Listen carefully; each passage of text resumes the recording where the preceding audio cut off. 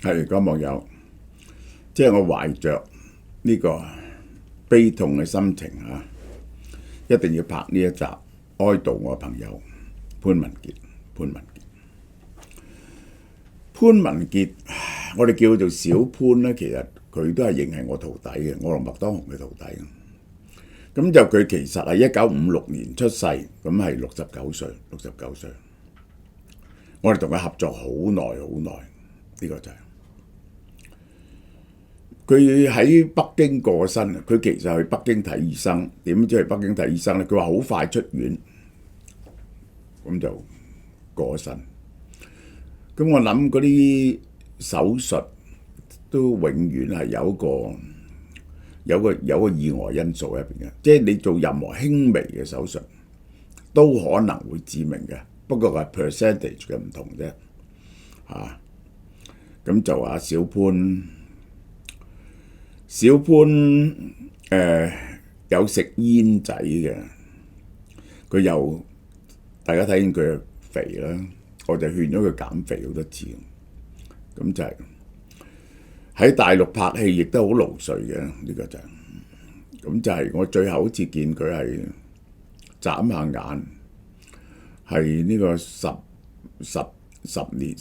零年前啦，10年前到啦。我係叫佢仲係想再拍電影。咁我話嗱，你揾到一個大明星肯幫你做咧，咁就係我幫你 line up 啲錢啊、啲製作啊啲咁嘢，就復出拍部電影啦，就咁。咁後來就係過咗幾年咁樣，佢都冇再翻嚟揾我。佢翻親香港都揾我，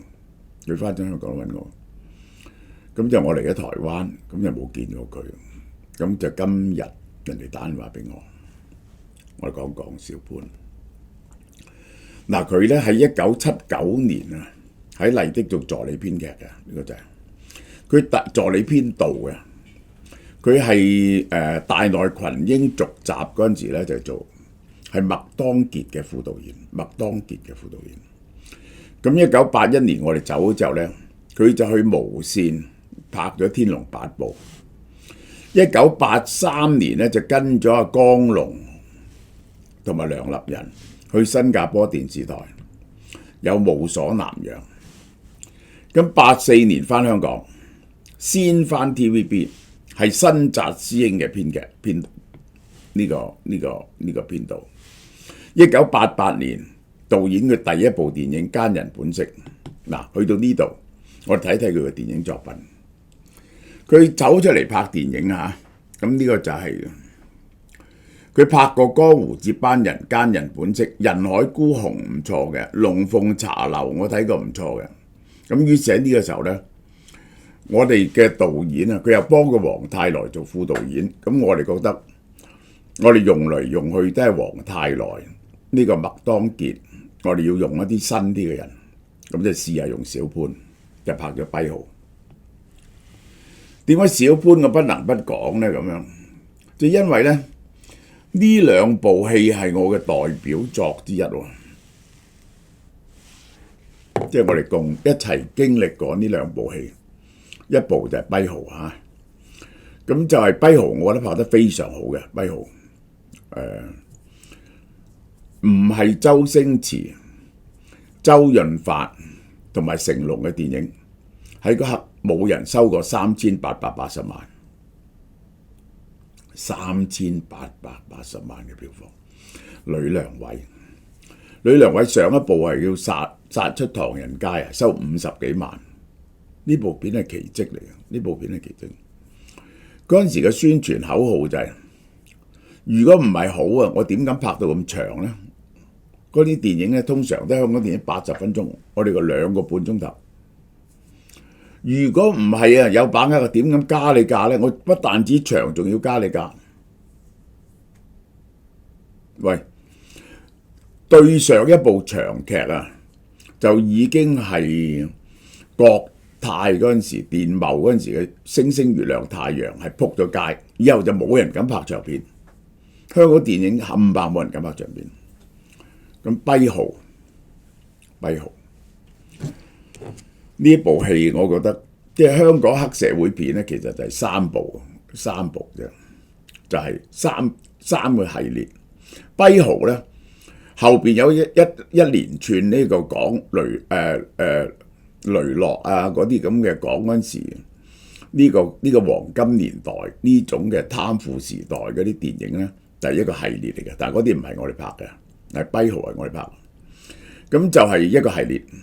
第二個系列咧就係古惑仔，古惑仔又有個系列，但係古惑仔嘅票房咧每部係千零萬嘅啫，就冇咁犀利嘅。第三個時代咧就係黑社會，杜琪峰兩部黑社會，但杜琪峰兩部黑社會咧就攞獎嘅，但係就係收千零萬嘅啫。其實就係呢個黑社會片嘅代表作，就係呢三段。香港拍咗幾十年嘅黑社會，就係呢三個系列，咁佢又同我拍咗部《上海皇帝》，我覺得係我一生人嘅代表作。如果我最中意嘅電影就係《上海皇帝》，咁有人同我講呢一個戰後嘅香港電影最偉大邊部啊？我話《上海皇帝》。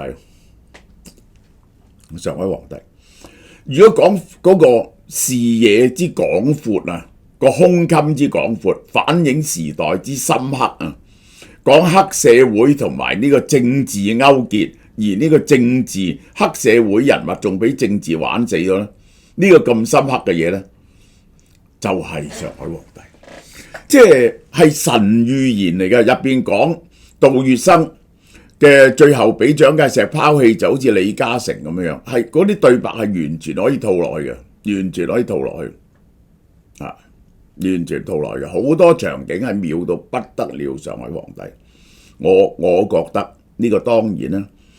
家有弊璽，享以千金。所有人都係中意自己啲嘢嘅，呢個就係曹丕論文、典論論文話，屋企有把爛掃把，都覺得值1,000金嘅。呢個就係我係覺得，如果以劇本嚟講，第一嘅就係上海皇帝，呢個就係。好啦，拍咗部武俠片《飛狐外傳》嗱，有人早一輪有人講話呢部係一部好好嘅武俠片，但係呢部片生不逢時，係黎明、李嘉欣呢一個係黎明、李嘉欣。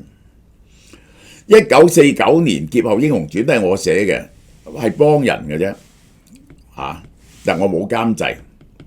呢個上海皇帝下集雄霸天下，然後佢又拍咗一部新上海灘，就係向華強先生請佢拍嘅，就係劉德華拍張國榮，呢部犀利啦啩。劉德華拍張國榮，咁後來佢拍咗好多電視劇嘅，咁我哋又有佢喺大陸喺呢個80幾年、90幾年之後咧，佢拍電視劇係好出名嘅監製。嗰陣時咧，我哋簽咗張衛健，有幾部電視劇同佢合作，佢亦都呢一個係有啲電視劇。嗰陣時2000年之後咧，就揾我幫佢搞下個劇本嘅，譬如《齊宣王與鍾無艷》啊。好啦，跛豪我都話，即係咧，我應該咁講啊，呢一種片咧，我係獨一無二嘅，就係我帶起呢種片嘅潮流，而其他冇人拍過成功嘅片，呢種叫人物傳記片。人物傳記片咧，喺外國係成日得獎嘅，即係甘地啊，呢個莫扎特啊，呢啲咧經常得獎。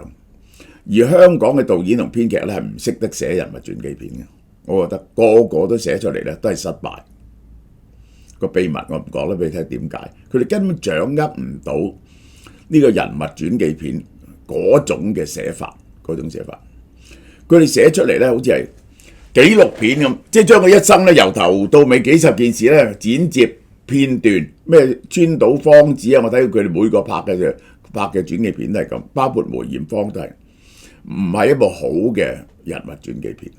人物傳記片嘅秘密咧，我係傳子不傳世嘅，呢個係啊，呢個係又係我係教我啲嫡系徒弟嘅啫。我其中個嫡系徒弟就陳文強啦，編劇嘅徒弟，攞2次金像獎，男人40同埋呢個廟街皇后。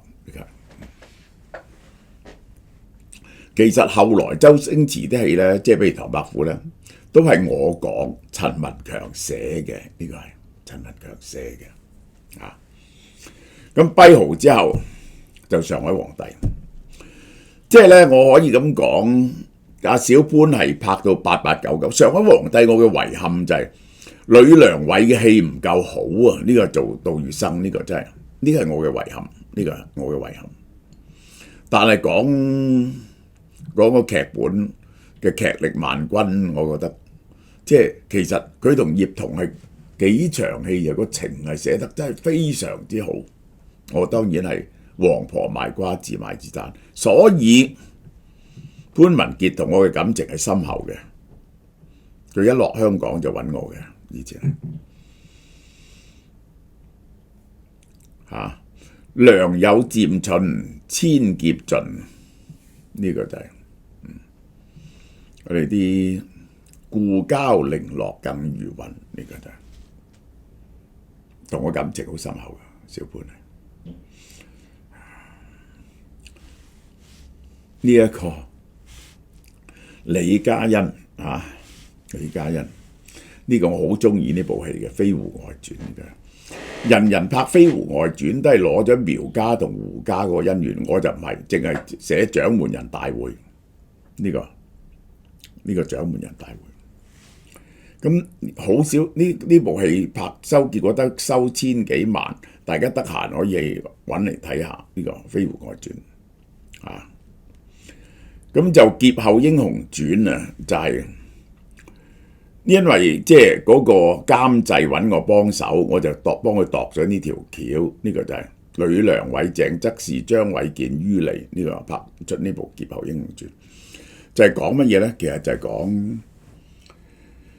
講一個軍官流落嚟香港，呢個就係所以叫劫後英雄傳。因為我哋細個，我成日睇到電影叫劫後英雄傳，就係 Ivanhoe 咧就講十字軍東征之後 ，Ivanhoe 翻到英國所遭遇嘅事，所以叫劫後英雄傳，叫劫後英雄傳。所以我特登改翻呢個名，1949之劫後英雄傳。一個軍官打敗國民黨嗰啲殘兵敗將落嚟香港嘅遭遇，同埋青幫流入嚟香港嘅遭遇，呢部就係新上海灘啊！呢個係張國榮、劉德華，呢個好大卡士，就係重演上海灘嘅。呢個就係許文強同埋丁力，佢兩個扮演許文強同丁力，拍得都唔錯嘅。呢個拍得唔錯嘅，呢個係小潘，我幾中意小潘嘅導演。佢嘅導演，佢導演嘅劇力係嗰個力量係唔錯，但係佢嘅美術，即係個美術感覺就係唔夠其他人好，嗰個美術感覺唔夠人好。呢部戲同我冇關嘅，係呢個向華強呢個係咁後來咧，2000年之後咧，我哋知道張衛健咧就拍咗《功夫足球》啊，佢做監，佢幫我哋做監製嘅呢個《功夫足球》呢個就係咁我哋用張衛健拍咗幾部戲，咁就係佢有一部係佢揾翻嚟，佢喺大陸嗰時好紅嘅潘文傑接電視劇，就係齊宣王與鍾無艷呢個齊宣王與鍾無艷咁就係一路後來去到2010幾年，佢都好想再拍電影，叫我幫佢手。咁咧就係我話你揾到你咪有個卡士先至開到戲嘅。你如果唔係咧，你賣唔到埠嘅。咁佢翻去揾卡士，咁後來咧就終於就我嚟咗台灣，咁就冇消息。咁就佢太過肥啦。我都屢次叫佢，喂，小潘，你咁唔得喎，你真係要減肥。佢喺香港嗰時就梗係追唔到女仔啦，翻去大陸娶咗個大陸女仔嘅，娶咗個大陸女仔咧就生咗仔女，嗰個老婆咧就走咗英國讀書，走咗英國讀書喎。咁後來但係個老婆又翻嚟嘅，真係我識得幾個朋友嗰啲老婆去完英國讀書都係嫁咗第二個收場，佢唔係佢去完英國讀書就翻嚟。咁結果咧，最後都係同佢一齊嘅，同阿小潘一齊嘅。咁我喺呢度再表示對阿小潘嘅懷念，對小潘嘅懷念。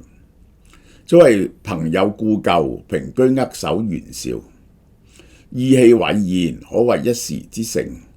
而方從其由，大家一齊做嘢啊，遂哭其死，就變咗喊佢死啊。終銘其藏者，然後就講懷念佢，幫佢寫墓誌銘。